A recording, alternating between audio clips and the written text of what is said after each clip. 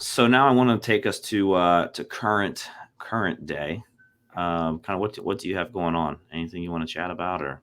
Yeah, we talked about the large funds, and I have a passion. I was fortunate enough to serve on the Express Offers team when we're building out our iBuying program, which is incredible in itself. That we Yeah. have this national network, so we are the largest independent real estate company that's licensed in all 50 states. So we have this national platform that we can do things that siloed, fragmented franchise systems can't do.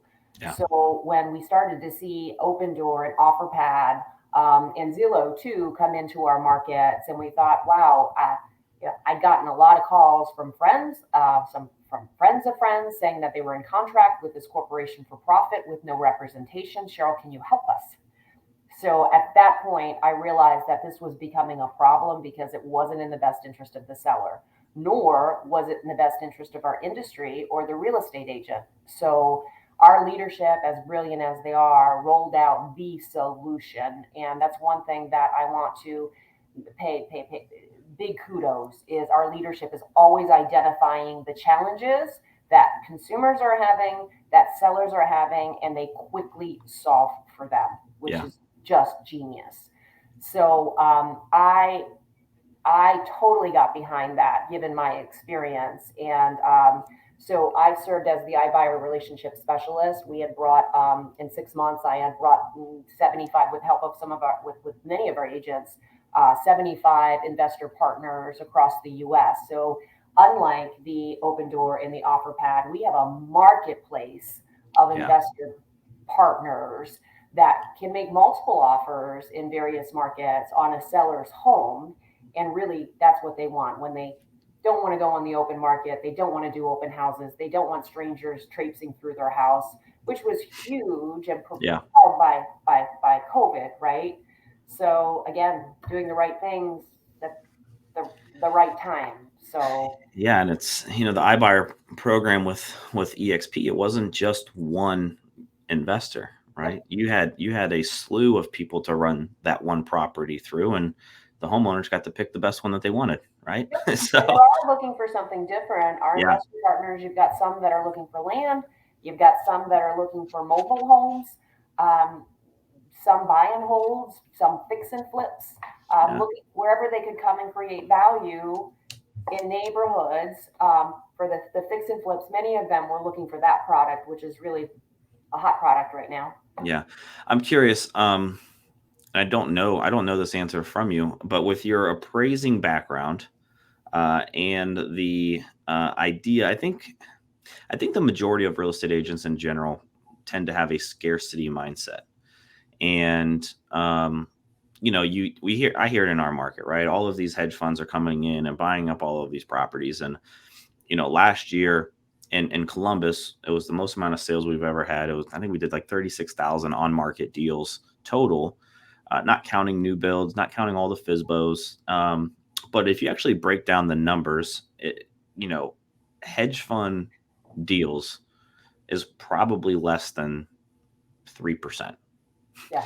of the total market. But all you hear is they're coming up and buying all these properties, right? What are your thoughts around corporations coming into markets and purchasing homes and from a value appraisal standpoint? As Mm. I'm just curious of your thoughts because I don't think I've ever asked you. Yeah. To me, it's like it's no different than the mom and pop investor buying up 10 houses a year, right? They're all doing the same thing. Yeah, no, it's a good question. And when I guess maybe I want to first ask you to define the corporation, because when we're defining a corporation like an open door or an OfferPad or Zillow versus a corporation like EXP that has an agent that's relevant in the transaction and is guiding the transaction, because those corporations without the real estate agent are working on algorithms. And we saw what happened with Zillow Yeah, offers.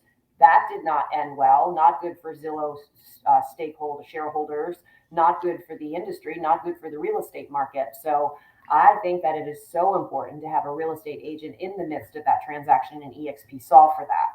In terms of appraisal, obviously those algorithms are they're being pushed by the higher they're establishing, and I've seen an article on this, that Zillow was establishing their own market values in neighborhoods as they were pushing the prices up. Right. And that I actually had conversations with a neighbor that I had to say, take that offer. That's an incredible offer. Take it and run.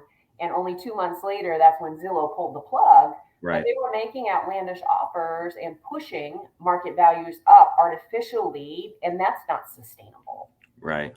Right. So fortunately, I think Open Door has taken a lesson from that. OfferPad has taken a lesson from that, and they've pulled back their offers quite a bit. But what I love about Cash Offer Consultants, about what we are doing in collaboration with Express Offers, is that we are able to vet all of their options. We can put it through Open Door and we can put it through OfferPad, but we are seeing, when we put everything on a net sheet, what is the best investor offer for them. Yeah. And then of course, Mr. Seller, this is what it would look like if you wanted to go on the open market, and you're going to experience the inconvenience, which is fine. Let's assess the trade-off. What's most important to you? But you'd have to get this sale price. And even if you could get this sale price, is it going to appraise? Likely not, because these are the past 3 sales. But Yeah. I have this particular investor that doesn't require an appraisal. So I am convinced, John, that we have the tools and the resources to give the seller the best possible outcome in the market. And it's really Yeah. exciting. Yeah. No, it's exciting to be a part of it, and to grow with it, right? It's kind of like the EXP stuff. It's new, we're growing, we're working through all the kinks, right? And at the end of the day, when the right people are on board, it's going to be figured out, Yes. and it's Yeah. going to become the premier way of doing business. What are your thoughts on just the larger corporations just coming in and just buying the properties, just from a homeowner standpoint, the market standpoint? I talk to a lot of agents, and it's, I don't want investors coming in and buying because, now they're just going to charge, high rents. And here's my thing, you have some cities that are more rental centric cities, and then you have some cities that are more home ownership Yeah. centric cities.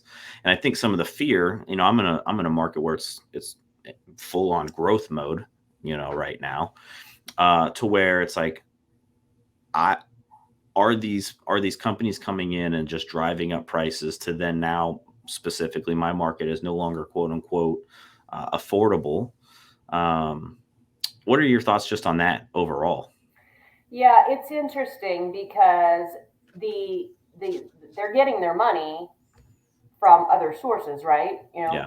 So I think what's happening for the most part is the money is best served, or the investors, whether you're the corporation or the investors behind the corporation, right? They Hmm. know that real estate is a tangible asset. And I'm not going to put this money into the stock market because that can go below zero. Right. Real estate will never fall below zero. So whether it's big corporations that are acquiring or individual investors that are putting their money into real estate, it's still a force to be reckoned with. REITs funds just made it really efficient to do it, just like EXP has made it really efficient to do it. Yeah. Yeah. So No. and rents are going up, and market forces are market forces. And Yeah. we are interpreting the market, and if the demand for rentals are there, they're just responding to the demand for rentals. Right. So we need to be better about educating. And a lot of that, in my opinion, is the millennials that have seen some of us go through the hardships of 2008, 2009, and are not big fans of home ownership because of that tough time. But we need to be educating, because we know that real estate, if held long enough, is always going to go up in value, and it is always the biggest, according to many economists, the best driver to build wealth. Yeah. So real estate agents need to be educating on that. Yeah. 100%. I agree with you. Like I said, to me, it's no different than, a one man LLC or one person LLC going and buying up 10 houses a year. It's still all the same, right? It's still all the same. So the education piece. Now I want to move in for sure.